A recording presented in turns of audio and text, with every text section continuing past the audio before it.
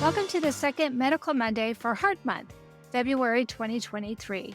Today, my husband, Frank Jaworski, is in the studio with me, and we're going to talk about something we both found fascinating when I interviewed Heart Warrior author Richard Schwindt. In that episode, Richard told me that he was kept alive during an operation thanks to monkey lungs. Any of my loyal listeners who heard that interview were probably just as surprised as I was. You were too, weren't you, honey?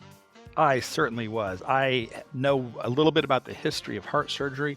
I had never heard of monkey lungs being used before. I thought it was a misspeaking. Yeah, me too. So that's why I made him repeat it.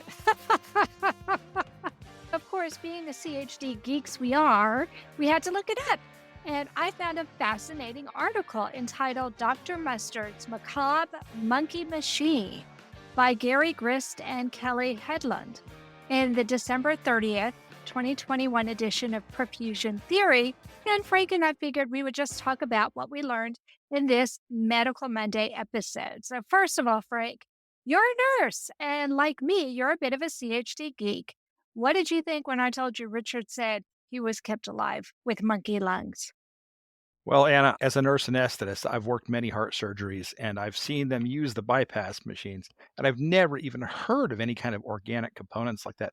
I thought that perhaps when his mother was told that by the surgeon, it was a misunderstanding. Maybe he had said they use monkey lungs for research, not for the actual therapy.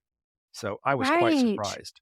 Yeah, I could get it too if it was in research because we know it wasn't uncommon, especially in the 50s, for them to do research on pigs or dogs or monkeys. But I made him repeat it, and he did, and we found this article. So here's what we learned, friends. Dr. Mustard and two of his colleagues developed a heart lung machine that used isolated rhesus monkey lungs as the oxygenator. He chose rhesus monkeys because the monkeys were used in renal studies and he could remove the lungs after the monkeys were euthanized. What do you think about that, Frank? I have a little bit of exposure to the animal lab people at my hospital. I have done things like pediatric advanced life support where we intubate ferrets. They keep them alive for that purpose. They're well treated, they're well taken care of.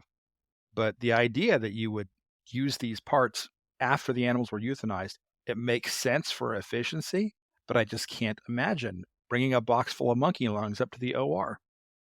I can't either. I really can't. I didn't know that you had worked on ferrets. Yeah, that was a long time ago when I was in the emergency department. I took the pediatric advanced life support course, and one of the things you learn is how to intubate children, including small children. You can't really practice on infants, not really. You can practice on mannequins, but it isn't the same as a living thing. And as it turns out, ferrets' airways are exactly the same size and shape as a newborn human's airways. So cool. And didn't we go to a conference once where you got to practice on a goat? I absolutely did, and that's an example of an animal lab also where the animal was euthanized. That was an airway class that I went to, and one of the special features was you could go to the hospital locally in Dallas and do a goat lab. And in the goat lab, you did everything from normal intubation to what's called retrograde wire intubation to tracheostomies. And afterwards, the animal was safely and humanely euthanized. Okay, this article goes on to say that the lungs had to be used within 5 hours, and Dr. Mustard claimed that they worked for 2 to 4 hours. So, Frank, you just talked to us about working in the cath lab. How do you think cath doctors would like working with equipment that was only viable for 2 to 4 hours? I can see that being a time compression issue. A lot of times we do work under, you might call it production pressure to get things done quickly. And there's also the fact we do work with transplants. And transplants, of course, are always under a time constraint. They're only viable for so long. I can't imagine bringing these in knowing it's not a transplanted item. Like you said, it's actually a piece of equipment, biological equipment. Right. That would be very Hmm. unusual. Yeah. The article stated that by using the monkey lung oxygenators, the first 7 patients died, and that it was most likely because he only attempted this technique on the sickest patients. But in 1957, Dr. Mustard reported that of the 21 patients using the monkey lung oxygenators, 3 survived. Only 3 survived. And after this, Dr. Mustard switched to research on mechanical heart lung machines. But how miraculous is it, Frank, that one of those 3 survivors was a guest on my program? That is pretty amazing, but I totally understand the stats because it's very typical for any new medical technique, any new surgical technique, any new device or system you would use is usually only done in those who are the most desperate patients. And this is not fair for the quality of research because it means that if you're going to do a transplant or a new device, what you're taking is the people who have the least chance of surviving in the first place. So it skews your results. Unfortunately, that's the way it is because usually the other doctors won't allow you to do the procedure unless the patient has no other choice. Yeah. Frank and I discovered some fun facts about Dr. Mustard. We used this article that I referenced, and I will put that in the show notes, friends, for any of you who want to read it. It's freely available on the internet.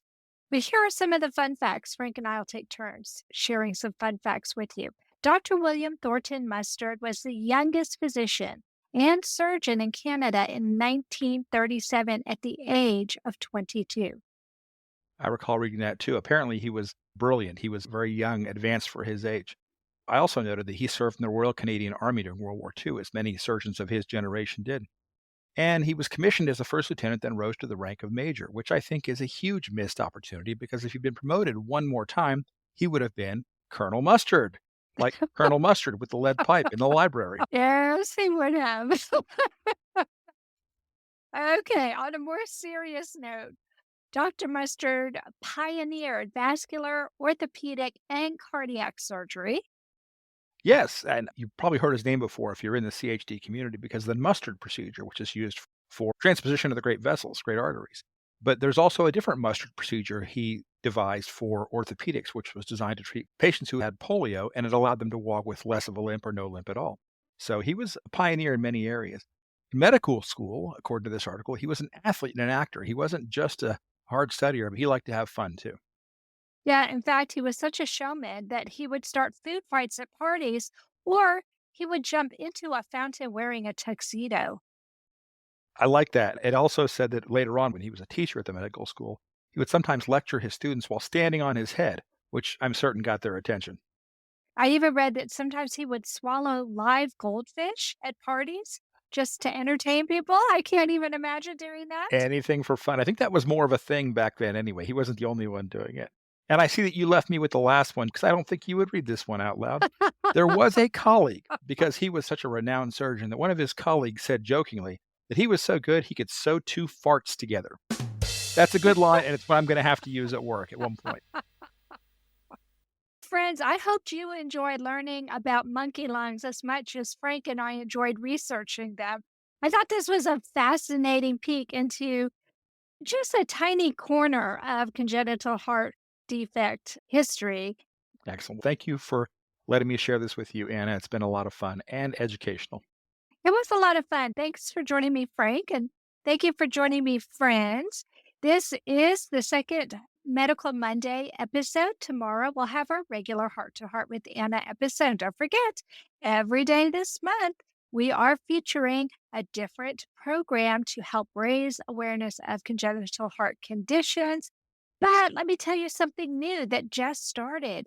Buzzsprout, who is one of our hosts, is now enabling subscriptions. So if you enjoyed this episode and you'd like to give a little love our way, all you have to do is go to Heart with Anna on Buzzsprout and click the subscription button, and you can be one of our subscribers. If you are a patron or a subscriber, you will be invited later to take part in some by invitation only recordings.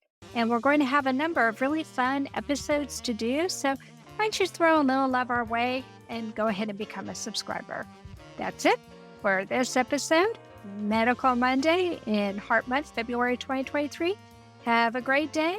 And remember, my friends, you are not alone. Thank you again for joining us this week. We hope you have become inspired and empowered to become an advocate for the congenital heart community. Heart to Heart with Anna with your host, Anna Jaworski, can be heard at any time wherever you get your podcasts. A new episode is released every Tuesday from noon Eastern Time.